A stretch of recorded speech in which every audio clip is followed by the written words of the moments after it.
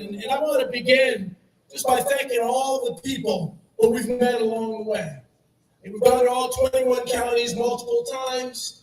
We've seen so many incredible volunteers, so many people who stopped their lives for Mikie and me. So give yourselves a round of applause.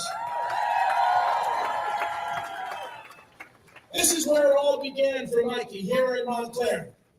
And so it started a long time ago, well over a year, where she was challenging herself to really challenge this system, challenge the abuse of the Trump administration, to really stand up as a woman leader to begin the transformation of the United States of America.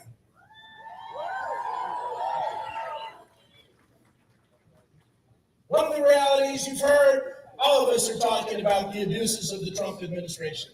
All of us are talking about the targeting of the most vulnerable. If you've heard me say throughout the campaign, my mission statement is Proverbs 31, 8-9.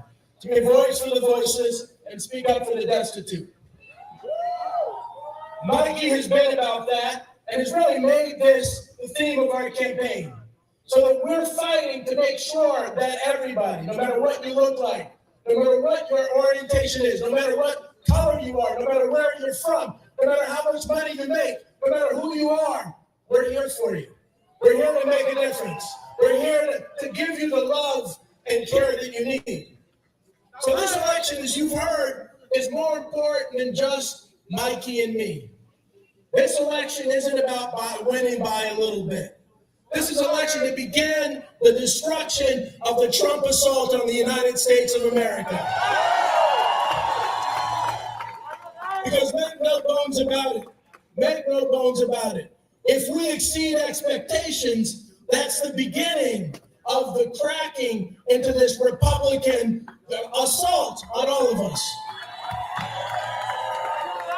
And I just want to say the abdication of responsibility of the Republican Congress is all based on Trump scaring them, saying, I'm going to run somebody against you if you don't follow me. That's what he's holding over everybody's head. So if we beat Jack Ciattarelli into the ground,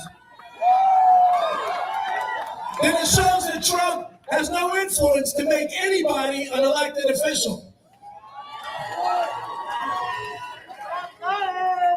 Which means that nobody should be scared of him.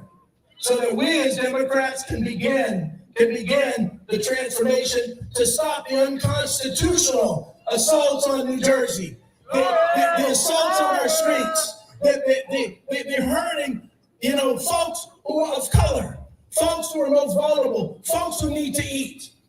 And if anyone, again, tomorrow is our day. Tomorrow is our day for those who haven't voted early. And so again, in the church, we say we're preaching to the choir. We're preaching to people who voted. But we need each of you to go to your family, to your friends, to your relatives, to make sure that they vote tomorrow because their future depends on it. This is an existential election. So I'm asking each of you to pick 5 people, to make sure that at least 5 or more people tomorrow go to the polls to vote for Mikie Sherrill as governor. And if they ask you why, because we're running against apathy, if they ask you why, tell them, if you want America to be affordable, vote for Mikie. If you want America to be safe, vote for Mikie. If you want America to be fair, vote for Mikie. If you want a job that pays your bill, vote for Mikie. If you believe in the American dream, vote for Mikie.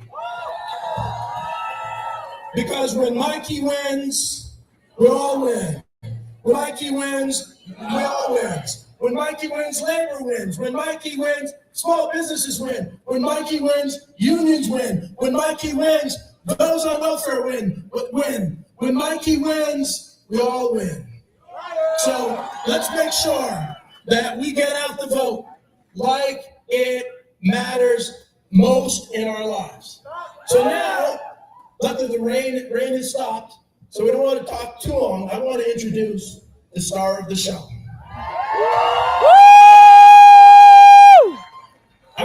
introduce someone who has been a leader all of her life, has been a leader in the military, someone who's a fighter. Imagine being a woman helicopter pilot in the Navy. Imagine all the things that she had to do. Imagine being a prosecutor. Imagine being the most successful congressperson in the state of New Jersey. But Mikie felt a call.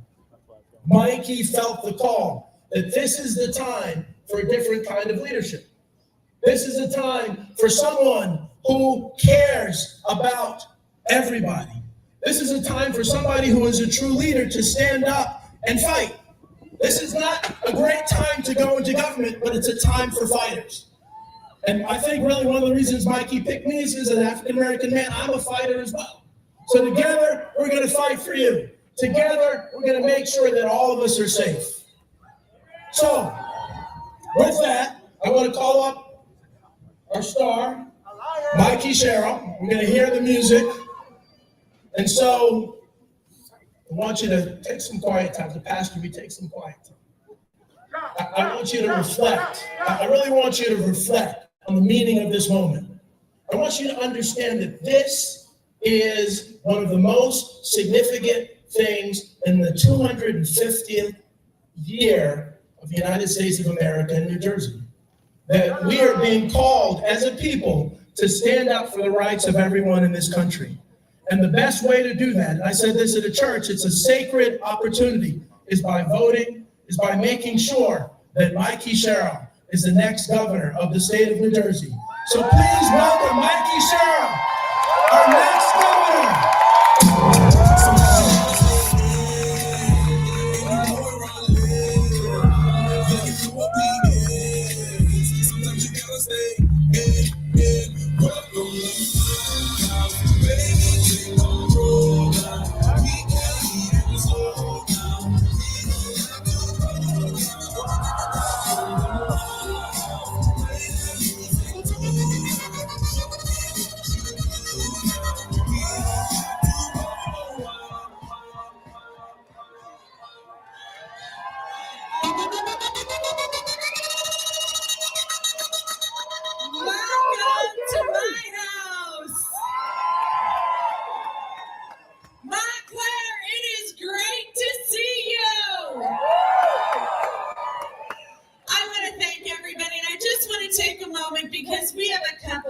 Assembly members that are in cycle with me, on the ballot with me, and have been getting out the vote with me.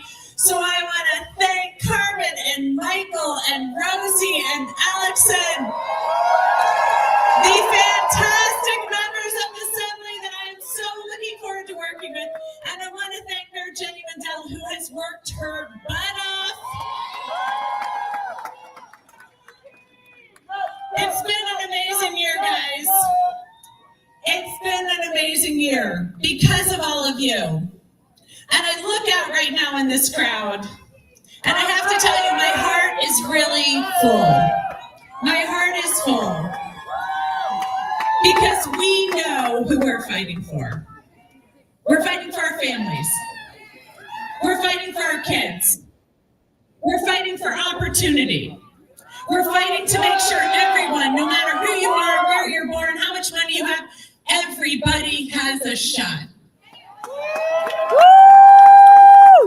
And I've talked so much about the opportunity I've seen in my own family. My grandpa's union job that lifted my mom's side of the family out of poverty. I've talked about my dad working his way through college and not going into debt for years and putting his side of the family into the middle class.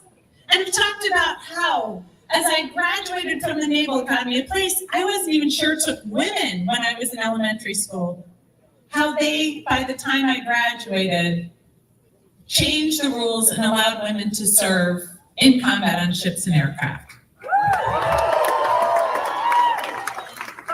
And then Dale has talked about the fact that his dad marched with Martin Luther King, fighting for opportunity for everyone. How Dale took those lessons and went into education so he could create better outcomes for so many people. And so together, as we come to this moment, as we see an attack on all the things we love. We know that here in New Jersey, we are drawing a line. Here in New Jersey, we are saying that in our state, our kids, our families are going to have a great future in our state.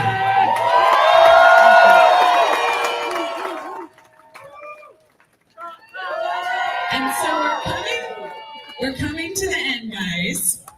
If there's anybody here, and you don't have to out yourself, who has not voted, make sure you have your plan. The polls open at 7 and close at 8. If you are a commuter, I'm working on that gateway tunnel, but don't take any chances. Vote before you go. Make sure your neighbors and your friends and your frenemies get out to vote. And these conversations are important, and today's your last day to have them.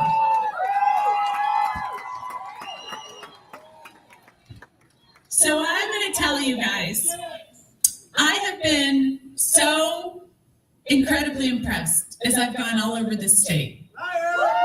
All over the state. And I've heard from so many different people about what it's going to take to create opportunity for their families. And I've really taken a deep dive into so many things that make our state great. And I stumbled across something that I should have known, but I want to share with all of you because it made me even more proud than ever. So, as you know, this state has always stood at the crossroads of our democracy. Our fight in 1776. We were the arsenal of democracy in World War I and World War II. But when soldiers came home in World War II, after fighting and many dying for our country, they came home to a country where Black soldiers did not have full civil rights. People who had been dying for our freedom came home and were not treated equally. So they advocated for their rights. And in 1945, New Jersey became the very first state in the entire nation to pass a state civil rights. Yes, 4K and 720p.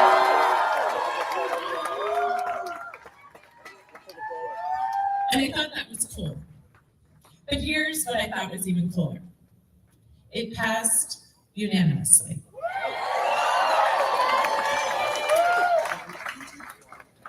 So we're going to fight together for the things we care about. And then I'm going to leave you with this as you get everybody out to vote tomorrow.